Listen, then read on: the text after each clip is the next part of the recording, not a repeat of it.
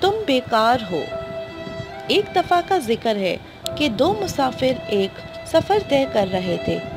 کافی دیر ہو گئی تھی، وہ دونوں ایک دوسرے کے ہمراہ چلے ہی جا رہے تھے کہ اچانک ان کو تھکان محسوس ہوئی اور انہوں نے ارادہ کیا کہ ایسا کرتے ہیں، کسی جگہ آرام کر لیتے ہیں اور پھر اس کے بعد اپنے سفر کو جاری کر لیں گے۔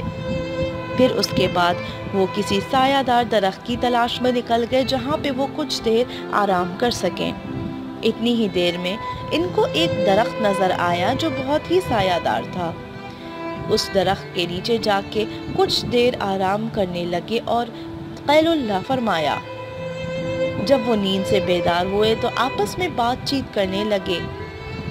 ایک دوست بولا، دیکھو یہ درخت کیسا ہے، اس میں تو کوئی پھل ہی موجود نہیں ہے، اور اس کی لکڑی دیکھو کتنی عام سی ہے، یہ تو کسی کام آ ہی نہیں سکتی۔ تو دوسرا دوست اس کی ہاں میں ہاں ملانے لگا، ہاں تم صحیح کہہ رہے ہو، یہ درخت تو کسی کام کا ہی نہیں ہے، پتہ نہیں کس لیے یہ بنا ہے۔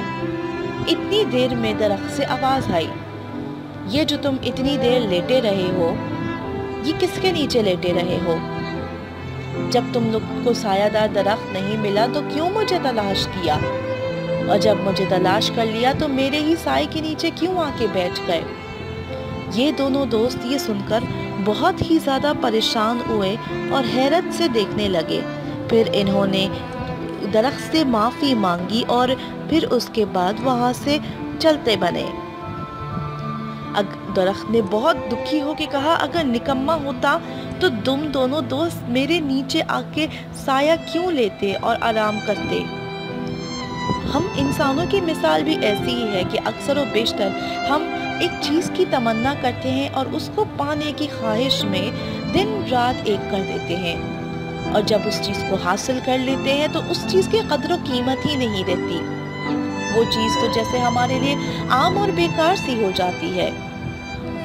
اور جب ہمیں کوئی چیز نہیں ملتی، جیسے ہم اس کو پانے کے لیے اور اس کو حاصل کرنے کے لیے تو جیسے اپنی دن رات ایک کر دیتے ہیں، کبھی بھی ہم اس چیز کو پانے کے بعد شکر گزار نہیں ہوتے کہ شکر ہے ہمارے پاس یہ نعمت ہے اور ہم اس چیز کو پا چکے ہیں۔ ہمیشہ ناشکری ہی کرتے ہیں اور ناشکری کے ساتھ ساتھ اس چیز میں پھر عیب تلاش کرتے ہیں۔ بقول علامہ اقبال کے، اس دنیا میں کوئی بھی چیز بے عیب یا بیکار نہیں ہوتی۔ علامہ اقبال کا قول ہے، نہیں ہے چیز نکمی کوئی زمانے میں، کوئی برا نہیں قدرت کے کارخانے میں۔